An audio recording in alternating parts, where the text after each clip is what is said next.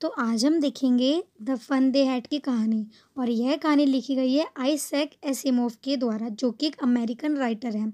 इस कहानी में हम 22वीं सेंचुरी के स्कूलिंग सिस्टम के बारे में देखेंगे।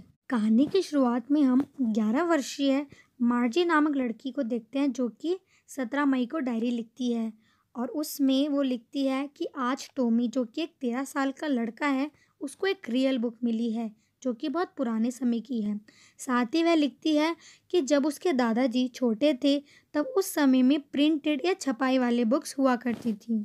फिर वह दोनों, टॉमी और मार्जी, उस बुक को चेक करते हैं और देखते हैं कि उस बुक के जो पन्ने हैं वो पीले पड़ चुके हैं और उसमें जो लिखा है वो भी बिल्कुल अपनी जगह पे है, मतलब स्टेबल है।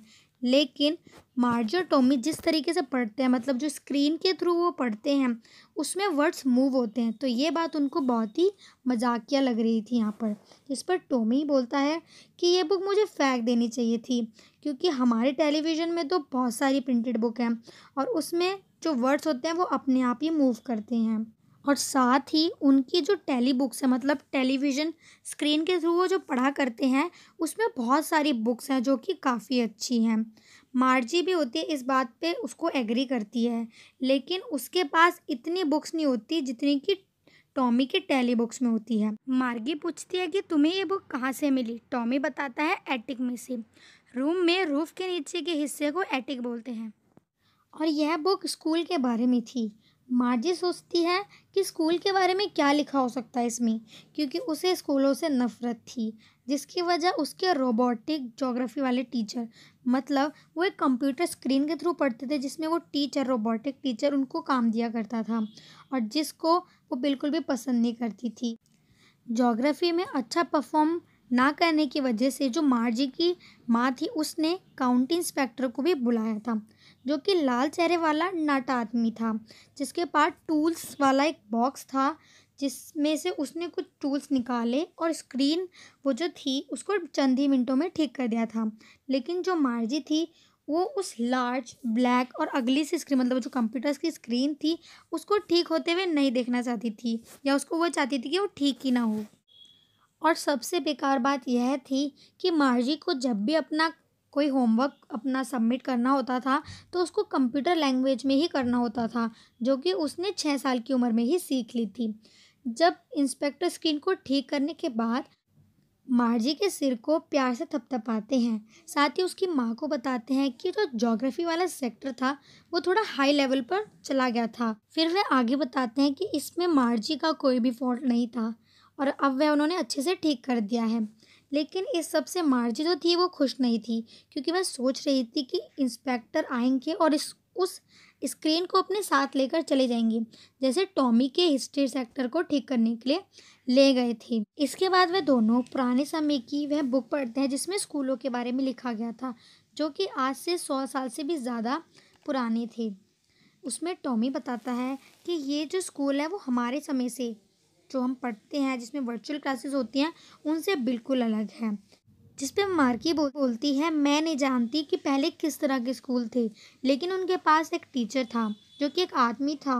फिर वह सोचती है कि एक आदमी कैसे टीचर हो सकता है, जो कि बॉय और गर्ल को होमवर्क देता हो और क्वेश्चन भी पूछता हो। मार्गी बोलती है, एक आदमी इतना स्मार्ट कैसे हो सकता है, जिसका जवाब टॉमी देता है कि हाँ बिल्कुल हो सकता है, क्योंकि उसके फादर को भी उतनी ही नॉलेज है जितनी कि उसके स्क्रीन वाले टीचर को। जिस पे मार्की बोलती है कि मैं किसी अजनबी को अपने घर में पढ़ाने के अलाउ नहीं करूँगी। जिस पर टॉमी हंसते हुए बोलता है कि उस समय में एक बिल्डिंग होती थी जहाँ पर सारे बच्चे जाकर पढ़ते थे, ना कि घर में रहकर, जो कि सेम ही टॉपिक या चीज़ों को पढ़ा करते थे। जिस पर मार्गी बोलती है कि उसकी माँ बताती है कि टीचर को हर बच्चे के अकॉर्डिंग एडजस्ट होना चाहिए, क्योंकि हर बच्चे का डिफरेंट डिफरेंट लेवल होता है समझने का। टॉमी बताता है कि पहले के समय में ऐसा नहीं होता था और अगर तुम्हें ये बुक अच्छी नहीं लग रही तो तुम इसे मत पढ़ो। इस पे जो मार्गी होती है वो बोलती है कि मैंने ऐसा नहीं बोला, चलो हम आगे पढ़ते हैं। तभी मार्गी की माँ की आवाज़ आती है कि बेटा, आपका वर्चुअल स्कूल, मतलब उस क्लास को अटेंड करने का समय हो गया है। जिस पर मार्गी टॉमी से बोलती है कि क्या हम ये बुक थोड़ी देर में मेरे स्कूल ख़त्म होने के बाद पढ़ लें। इसके बाद मार्गी जो होती है वो अपनी स्कूल रूम, मतलब जहाँ पे उस क्लास होती है वर्चुअल, वहाँ पर चली जाती है जहाँ पर उसके वर्चुअल टीचर उसका वेट कर रहे थे। और उसकी क्लास डेली होती थी वर्चुअल वाली, लेकिन वीकेंड्स को छोड़कर। और टाइम भी जो होता था वो फिक्स्ड होता था। तभी उसकी स्क्रीन चलती है और मैथ के लेसन जो कि फ्रैक्शन होता है वो पढ़ा रही होती है। इसके बाद जो मार्गी होती है वो अपने यस्टरडे का होमवर्क सबमिट कर रही होती है। और उसके बाद वह सोचती है कि पहले के समय में जब उसके परदादा छोटे थे तब सब पड़ोसी बच्चे साथ में स्कूल जाया करते थे, खेला करते थे और एक दूसरे का होमवर्क किया करते थे। और स्कूल ख़त्म होने के बाद घर भी साथ ही आया करते थे और टीचर भी कोई व्यक्ति होया करता था। तभी मार्गी जो होती है अपने वर्चुअल टीचर को कुछ फ्रैक्शन ऐड करके दिखाती है। और उसके बाद वह सोचती है कि पुराने समय में बच्चों को कितना मज़ा आता था जब वो रियल स्कूल में जाते थे, कितना मज़ा उन्होंने किया होगा। इसी के साथ ये कहानी यहीं पे ख़त्म हो जाती है।